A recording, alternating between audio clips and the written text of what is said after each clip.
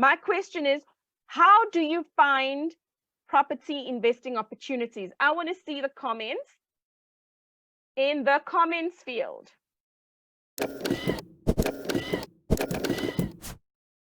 I'm looking at houses that are not properly maintained. Yes. Now, here's a question. When you are online, how would you identify on Property 24, private property, all of these other places you mentioned, how would you identify that the property is not well maintained?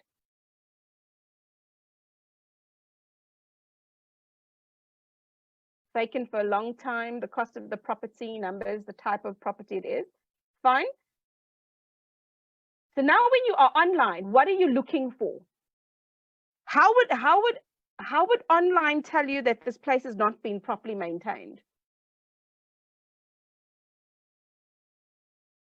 Renee looks for homes or apartments that are selling for less than the area norm. Yes. The purchase price and the potential income, undervalued properties. Desiree, how do you see undervalued properties online? Guys, I want us to get to a practical level because I'm gonna throw some practical stuff at you. I want us to get to a practical level. When you are looking online, what are you looking for?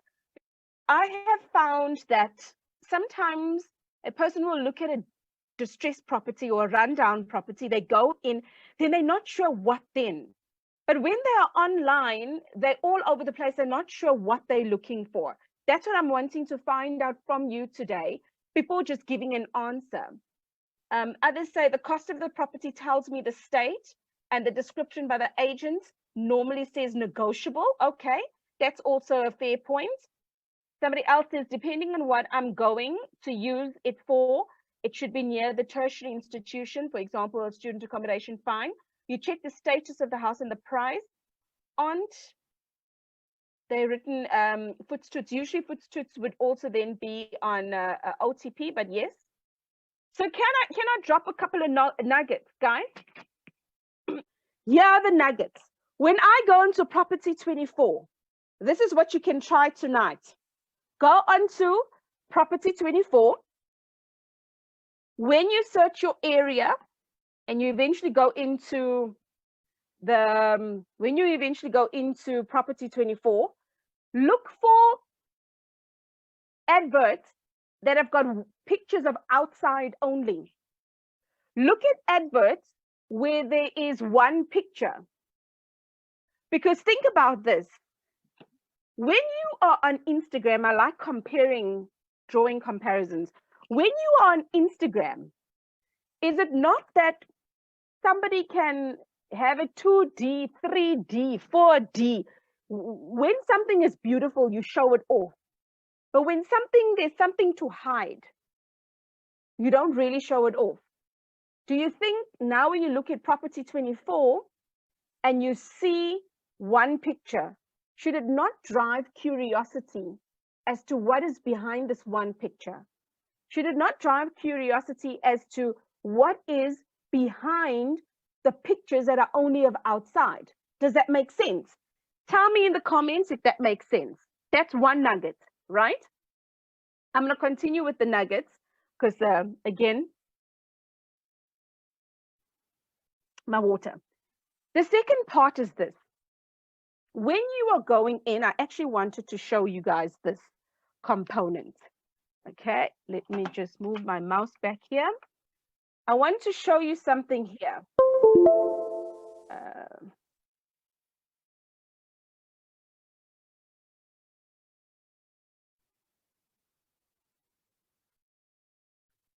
I want to get practical here, right? Let me say a new share.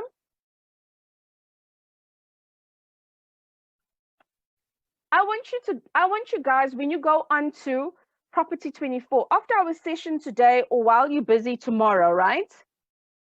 I want you to go into, let's take Kempton Park as an example.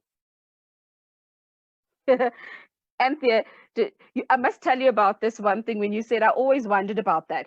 I found that is one of the most interesting things I had found, because one day I said, Why in heaven's name is this agent only showing one picture? It doesn't make sense.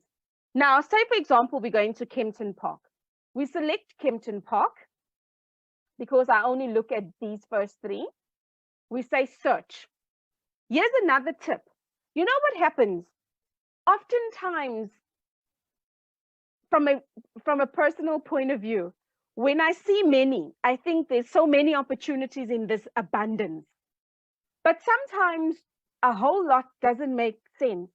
When you scroll down on property 24, you'll see here it shows showing 1 of 20 of 3,083. That is a bang load of adverts to look at. So this is a second tip I want you to think of.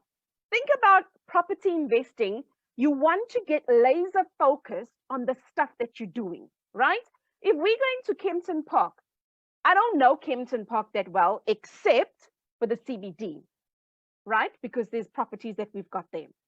When you now look at all these areas, ask yourself, if this is an area that you want to invest in, which of these areas is actually an area of my interest? Because you want to look for an area inside a bigger option, okay? If maybe you're not sure how many properties are in that area, here it will show you, I'm looking at all these houses and stuff. There's lots, because I mean, of this 3,000, surely I want to get laser focused. And if I say Kempton Park Central, from that 3,000 odd, I'm now going to get 232. I suddenly feel like, whew, I now have that vuma to continue, right? So I want to say to you, whether you're looking on OLX, on Gumtree, on private property, on property 24, get laser focused on where your deals are at. Because if you're not laser focused on where your deals are at, you are going to get to a point where you are going in a circle. You're thinking to yourself, what is this about? You're thinking to yourself, I've got 3,000 stuff to go through. Does that make sense, guys? I want to hear from you. When you're finding your property investing opportunities, from being online, from being where we are right now in confinement, not even touching yet on real estate agents, from being in confinement right now, does that make sense if we want to focus in on the area that we are actually interested in? I want to hear from you in here. You like that analogy, Desiree? Like for me, wonderful. I'm so happy, Colleen, that is a light bulb moment. I want to hear from you guys some more. Does what I've just explained right now to help you online from where you are sitting right now, can that help you in confinement? I always wonder why there's one photo. You know, I remember my husband and I had this conversation. Like, we wanted to know how, Bana, why in some of these adverts there's just one, until we went to go and see it. And we've got a 99.9% success rate that behind that outside pictures is hohos, and it's the hohos we want, right? So do you think you can literally go and action that tonight or tomorrow?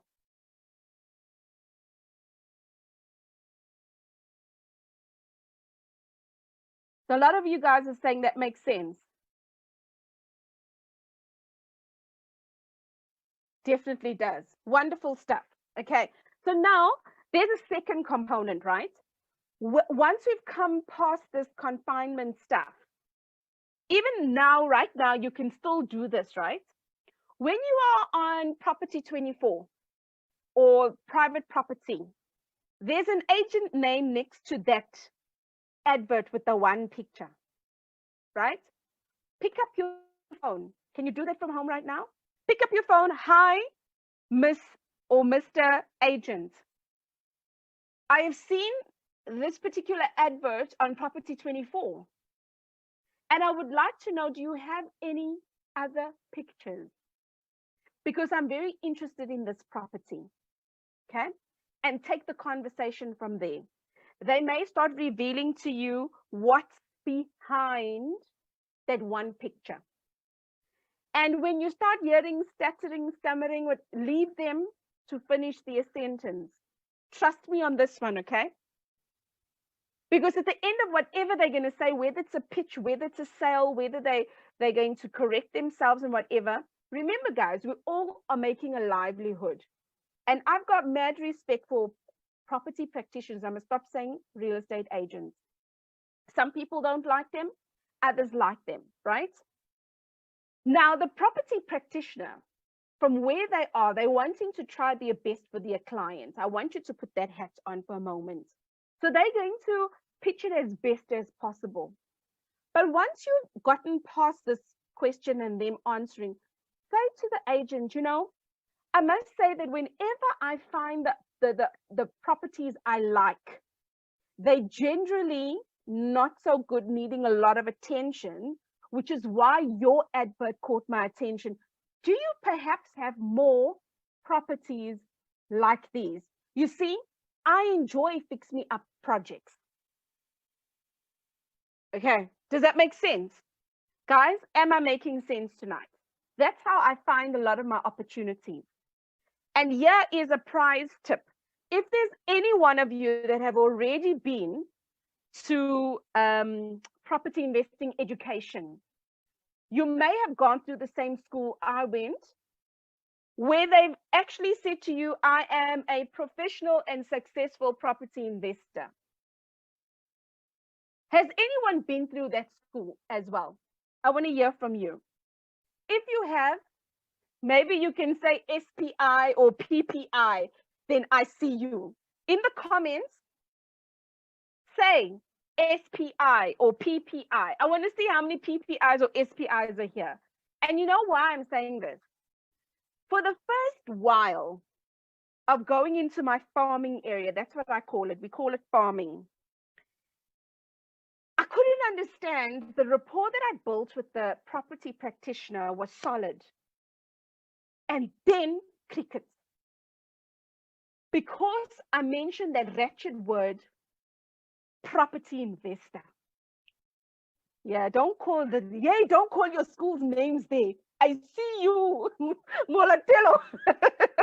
Let me also not be naughty. Let me tell you, that was the one thing that I said, and until the day I die, I went to talk against. That's the only thing I talk against, especially. And hear me, it's really coming from a good place, guys. Because at one stage I plugged into an education system, and when they said that, I used to go up the wall. I never repeated those words.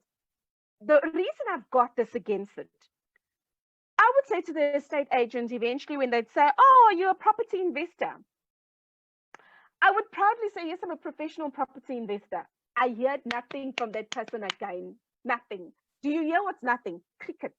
Nothing. And then I started thinking to myself, but I was convinced I was well-mannered. I'm convinced that I had a connection with so-and-so. I was convinced. But why did they, like, that look like an opportunity?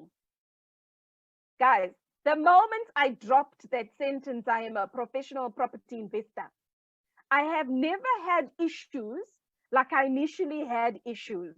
So if any one of you may think or may have wondered, you were onto a good deal, you mentioned you're a property investor, and crickets, 9 out of 10 times, this is an assumption, 9 out of 10 times it's because of that wretched word. Remember yesterday when we started off saying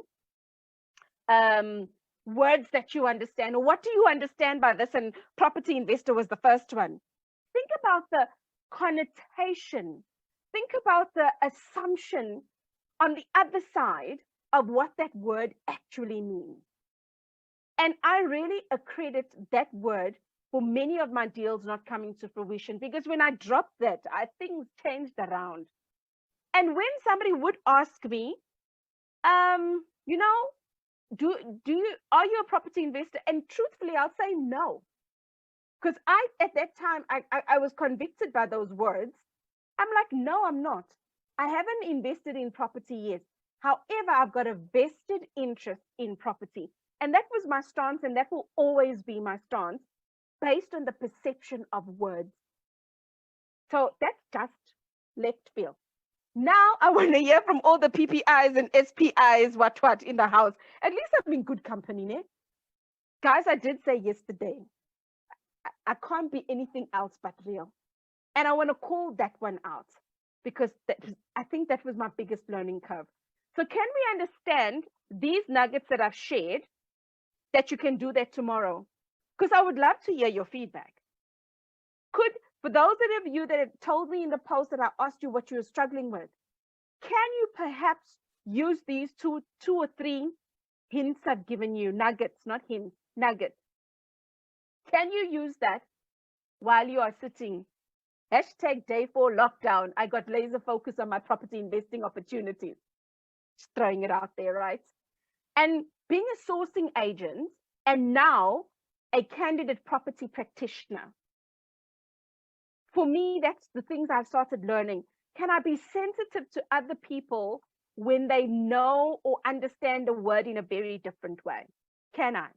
But if I'm networking and I see you at Epic, or I see you at Sapin, and I see you at a networking session, can I say to you, I'm a sourcing agent? Why? Because you will understand my language. But if these are people that, yes, they are like-minded because they're interested in property, but if you take away all the scary words and you say, I'm a property entrepreneur, very different, very, very different picture. And yes, somebody will say, this is just a play on words or whatever. You know what, guys? If it makes me sleep at night and it brings more deals into my life. That's my bottom line. So cool, guys. I see a lot of you. I love it. I have a vested interest in Desna. We are together. Today we are together. Now, I want to ask you or make the following statement as well. What does a property investment opportunity sound like? And I want you to drop in the comments, what does it sound like to you? I've got a few options on the screen that I'm going to mention. When you hear and you speak to a property practitioner, you say to the property practitioner, I am looking for a motivated seller. A property practitioner in their right will tell you who's motivated to sell. All of their clientele, 99.9% of the time, are motivated to sell, but not for the same reason. When you're looking for property investing opportunities, a property investment opportunity sounds like, hey, I don't like so-and-so anymore that I'm married to, and I want this thing over. Could it sound like that to you? Or, hey guys, I am leaving and I'm going to Australia. There's time constraints. It's time bound. So be specific when you are talking about what you're looking for. Can I challenge you to be specific? Can I challenge you to own the things in property investing? Own it, right? My last deal that I'm going to unpack for you is the owner of that property was 73. Jeanette was 73, is 73. But it was not only because of old age she was selling. It was old age, and her husband had Alzheimer's, and her 40-something-year-old daughter, according to her, was irresponsible, and her tenant illegally sublet her place and put drywalling up. And then what was worse still, she said to the real estate agent, the property practitioner, sorry guys, I'm still going to continuously correct myself because all respect. She kept on saying to the property practitioner, I am too old to deal with this and this and this. And you know, the sad part is, I literally even pulled back from negotiations because that afternoon I already saw from the homework I did that this was an opportunity. That afternoon, her husband passed away. I was like, yo, Jesus, take the wheel. Can I ask for everything else and hold on negotiations? Because I don't want to be forcing and pushing expectations anywhere and things like that, right? Now, I wonder how many of you actually wondered how real will this training get? I'm very dramatic in person also, Jim. So for the SPPIs here and the PPIs, I want to find out from you, from these things that I've just explained, what else does a motivated seller sound like to you? What else can you think of while I read your comments and see if I didn't miss anything here for my PPIs and my SPIs?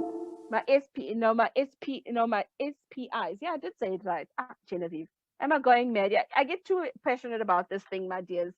Um, ah, this, my people, we went to the same school. No, the school that you're talking about, Molatelo, I was the hired help there. I was doing business to business. So I see you. I see you, Molatelo. I didn't know. Maybe I've even met you and I remember your face. No, I was connected there in a business to business service. The school that I went to was the Rich Dad Education. Anthea, I see you, Stevens, Colleen, all the PPIs. We the Rich Dad kids. The SPIs, the other kids, I'm just going to say. Let me not also be naughty. Okay, okay, we see you. I'm still waiting to see what else can you guys think of. Wonderful. I see Silna's joined us. Thank you so much for acknowledging everybody. Thank you, Colleen. Hi, you resonate, Shem. I try. We learn daily. Wonderful. And how we do. Wonderful. Okay. Guys, great nuggets, and you're definitely going to use it. As long as you can see where I'm coming from and it makes sense to you guys. So I wonder, for many of you that said, I struggle to find property investing opportunities, I wonder if these different nuggets will shape a little bit further for you on finding those opportunities. I want to hear some success stories there. Retrenchments can lead others to want to sell. You are spot on, Maureen. Most motivated sellers I've come across are people divorcing. You see, Molatella? Wow, Maureen, never thought about exactly. And Molatello, you know what is interesting in this time? You know what's going to come out of this COVID-19 situation? And it's sad to say, there's a lot of people that are not going to have enough money to help where they are, right? I always encourage my students, when you're looking for properties and it's you early in the game, look between 3 and 700K, because people that are now affording 7 to 1.2, 1.5 million, they are going to start renting in the 700, 600K space, right?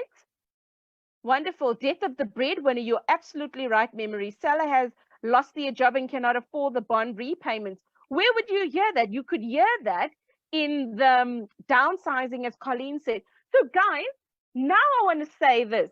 Many of you see the triggers.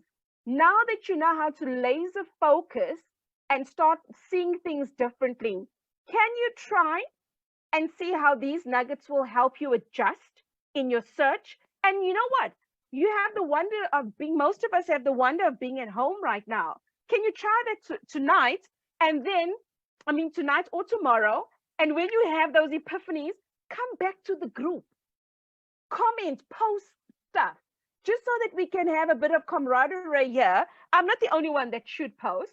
Of course, I'll moderate the post, but come back and bring successes in these nuggets that you're learning tonight. Okay. Wonderful stuff. I'm going to move on slightly a little bit faster. So now I want to say, somebody else said, how will I understand my area? You can see I was taking notes. How can I serve the entrepreneurs, investing, and mindset group of people? I want to show you a little bit more stalker tactics I learned online. Sometimes I don't know where I cook up these things, but I do. You have to be creative, guys. So yeah, somebody said to me, oh, but Jen, I'm not too sure how to research the area. How am I going to know the area? So I want to say, you know, the top 2 pictures depict where we are right now.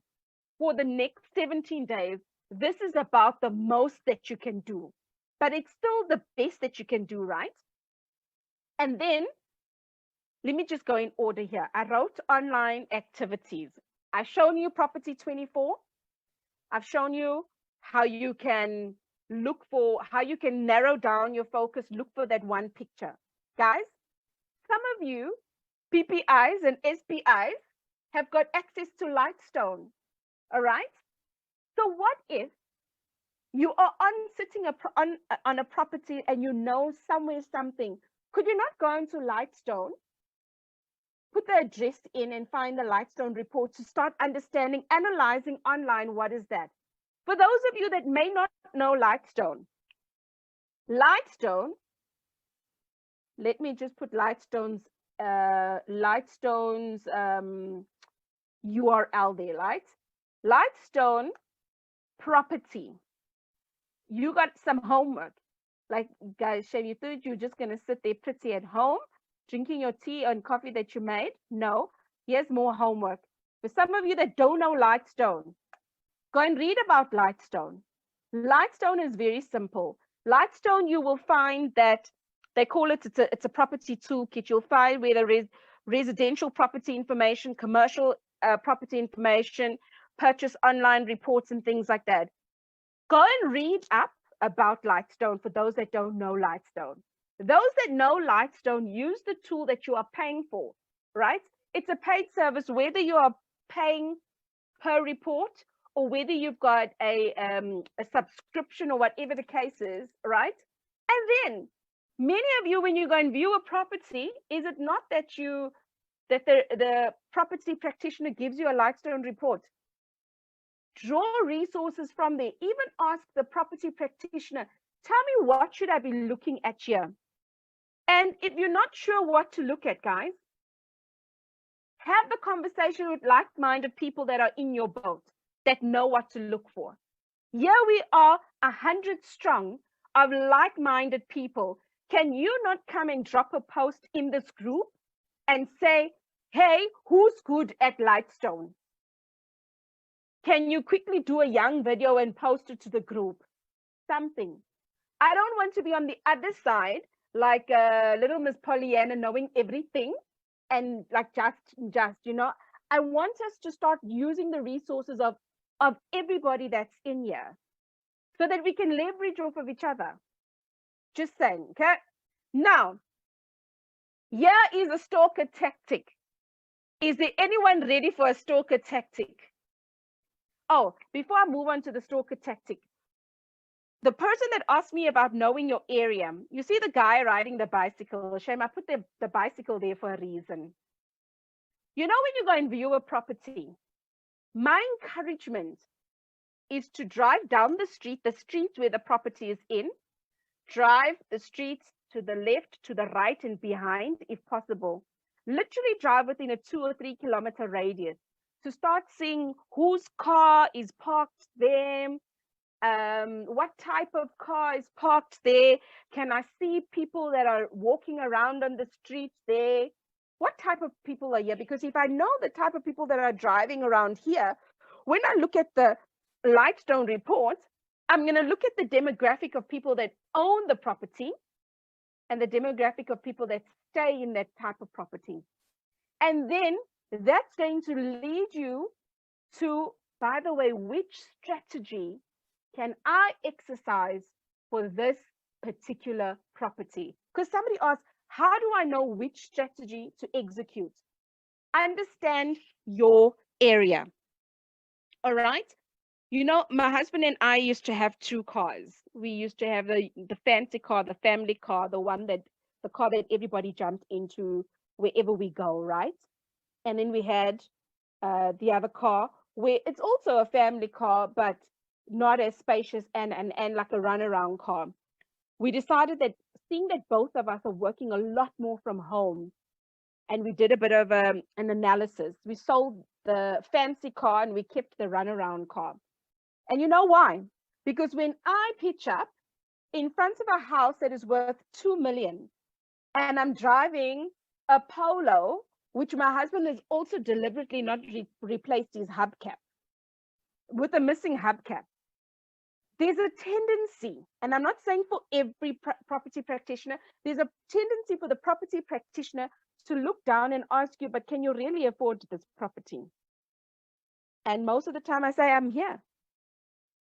Now, when you're driving in a nice, very fancy car, you park in front of that 2 million house, and then you start negotiating hard. Sometimes, I'm not saying all the time, I've had a couple of practitioners being cheeky and saying, you are negotiating like this with me for the property and you drive a Tiguan. And then I used to think, oh, so the next time I come here, I'm driving the Polo. So for the longest time, we've kept the Polo. Why? Because I would rather talk myself into the deal than think twice that my car that I'm driving is going to mess with my negotiation skill. Hint, hint, tip, tip. I'm not saying everybody is the same. I'm sharing with you what Genevieve has learned on the ground. If it makes sense to you, like everything else has resonated, I want to say, whoop, whoop. Yeah, we got it. We got it. Tip, tip. You see, I'm loving it. Now, you see the picture in the middle with the report, that was Lightstone that I was talking about. And then I've got these other two pictures. Now, let's bring the big guns out for this one. I want to call it the big guns. Ladies and gentlemen, what platform are we on right now? I'm asking an obvious question, I know.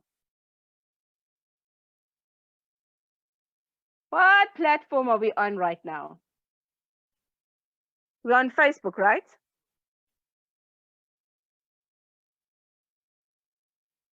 Now that we're on Facebook, can you, for 5 minutes while you're busy with your laser targeting, can you go into Facebook? Say, for example, there's an area that you are interested in. They are reading the cover of the... It's very true, Lawrence. And sometimes the cover of the book is misleading, isn't it? They don't know that Westbank is still the owner of that car. Now, yeah, it does too, Molatello. The platform that provides various access to groups of distressed people. This is what I want to say. You know how many community groups we've got? I love Midrand. I love Northcliffe. I love Florida. I love Kempton Park. You know those groups, guys? What I'd like you to do, the area that you are interested in, I would love that you go and you say, I love, and put the area of interest. Sometimes I've got questions for you. Do you stay here? Do you work? Whatever. Most of the time, we all lie to get in there. So I'm not going to even close the truth on that one, right? Say you work there or whatever the case is, just get into the group. When you are in the group, start reading through the comments in the group. After a while, there's going to be a few names that are synonymous for reporting people. There's going to be a few names that are synonymous for, hey, did you hear the gunshot? This happened, that happened. There's going to be a few names that keep popping up that's posting. Now, what I'd like you to do is you go into that group and you type, I am interested in moving into area X. What do you think I need to know about the area? Thank you in advance, something nice like that. But the aim of your question is you want to understand the area.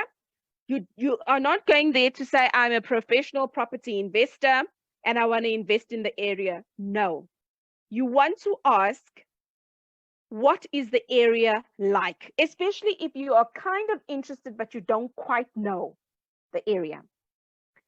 The second tip is, do you know family or friends that stay in the area that you want to invest in. 9 out of 10 times. Okay, maybe let me be modest. 7 out of 10 times you probably know somebody that stays in that area. Do you think right now, in today's world, that on Facebook you can hit up with that person and say, hey, you know, I've been looking around the houses in that area. There's a number of things that's going through my mind. Tell me more about the area. Do you think a friend or a family member could tell you more? Now I want to hear some comments. Guys, let us use the rest of these days in the space that we're in constructively to build a picture of the area you are interested in. I want to know from you with that nugget, does it make sense? So we can move on. Because right now, I want to kill the how do I find it? I want to kill how we can get laser focus into it. And in terms of due diligence and research and understanding the area, I'm hoping that these live hacks are something spot on for you. I want to hear from you. It does make sense. Awesome. Is it something that you can apply, Memory? Or should I say motor-ing? Motor-ing. I'm learning, Shem. Absolutely. Makes sense, right? So guys, do you think that with finding the property and due diligence, this can help you to refine? And then if you hit a roadblock after that, we can talk about these two struggles again.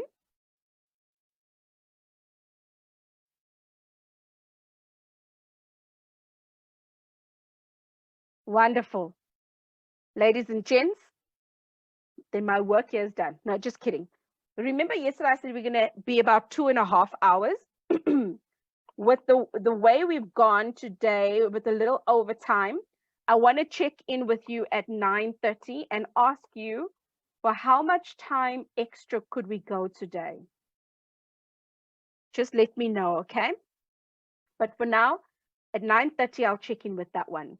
But I want to just push as far as I can. Very helpful nuggets. We'll definitely use them to make a difference in our search. Wonderful, wonderful stuff, Anthea. Now, some of you have said, oh, there's complications in running numbers and things like that. I want to share this statement before I give you a basic calculation. Whenever I've done analyze, like running numbers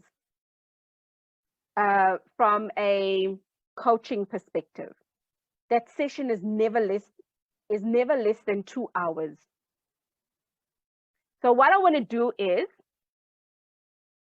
first I'd like to do homework. Colleen, you the bomb. Wonderful stuff. Colleen, oh, I need to meet you. Shem, you are just the bomb.com.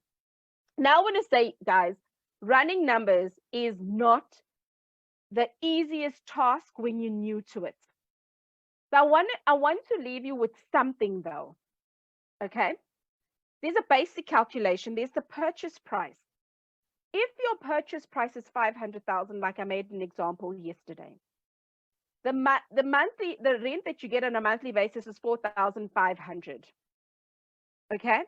I mean, now if the purchase price is 500,000, the rent that you get in on a monthly basis is 5,000. When you're paying the bond, there's very little money that you've left behind. So this is how I decide on whether I should pursue a deal or not. I view the property, I do the drive around, and then the property practitioner would have told me, because I would have asked them this question, obviously, what's the purchase price? They would have told me.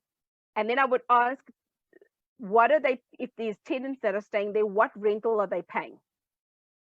So if I see the purchase price and the financing costs are very close, I mean, if I see the rent and the financing costs are very close by, I start thinking, what else can come out of this house? Because I still need to think of my management fee, my monthly operating expenses, which could be electricity, water, levies, rates and taxes, and all of those things, right? And there may be other things that I may need to consider. So I ask myself, when I see the purchase price, I go to the Uber calculator. And usually, if, say, for example, the purchase price is 500,000, we will then make an assumption that the bond that you need to pay will probably hover around 4.6, 4.7, 4.8, right? So if you're already asking 5,000 for rent, if you've seen Room for Negotiation, this should actually start sending you off signals. Because if I'm looking for a fix me up type of place, right? And they're wanting to sell on market value, I know already I've got some things to play with. So I want you guys to write down this particular calculation. When you are doing your homework, I want you to check in on the bond calculator. You can go to Uber, or sometimes you would go on to Property 24. It will usually give you on one of the corners what the bond repayment would be. And then you start looking at the rentals in the area. And you say to yourself, if my rent minus my financing cost, which is my bond, leaves me very little wiggle room. But this particular property is going on market value and there's so much to be fixed up. Potentially, I could come back and start asking, hey, you know, this place needs fixing up. On market value, next door looks like it will be selling for 500,000. It doesn't make sense that I'm going to come in here and still fix the place up. You now need to start looking for what around the house, what can you use for a reason to start negotiating, which leads me in back to the negotiations, because somebody said, I don't want to insult the seller. The bottom line is the seller is selling for a reason. You are buying distressed properties / fix up properties for a reason, so that you can buy them under market value. And even if you give the person what they're asking for, 9 out of 10 times, they're still going to feel like they deserved more. And this is where we as property entrepreneurs need to grow square shoulders, a little bit strong shoulders. Why? We need to get to a point where if somebody says, no, you are asking for a ridiculous price, I'll never discount my property to that. It's okay. Just keep moving. Think about how many times have you told your boss you actually need a raise? And then they came to you and they hit you with KPIs. And they said, according to here, the economic what, and this and this and this, I don't think. How many times has that happened? It's exactly the same way in negotiating. The way I have skilled myself up in negotiating, I watch programs where I start looking for what can be negotiated. I watch children. Children hear you nothing. Every day, my daughter wants to go to Adley's house. And for a moment, let me tell you who's Adley. Adley is a child YouTuber that keeps going on making videos about the different toys she plays with her father. My child believes she can go into an airplane, sleep in the airplane because America is very, very far, and she can go and play with Adley. Why? Because she feels a connection with Adley. And every day I need to first say to her, because I don't know what excuse I'm going to use after Corona. Remember what's happening right now? She says, yes, Mom, there's the coronavirus and we're in lockdown. What does that mean? It means that we can't go because if we even go to spa and anywhere like this, if somebody is sick, we can also get sick and it's not cool. So for now, I'm negotiating on Corona. After Corona, I don't know what my negotiation is going to be. But she's relentless. Every day she wakes up and she asks the same question about playing with Adley. With negotiating, The bottom line is I thought I was a good negotiator. I thought I could negotiate the sugar out of your tea. And then I learned a lesson with early days that every time, even if I have to listen to YouTube, a 10-minute video on negotiating, I'm watching the body language, I'm watching and listening to what they're saying. So my question for those of you that are struggling with negotiating, what are you learning in the negotiation space on a regular basis to keep that skill sharp?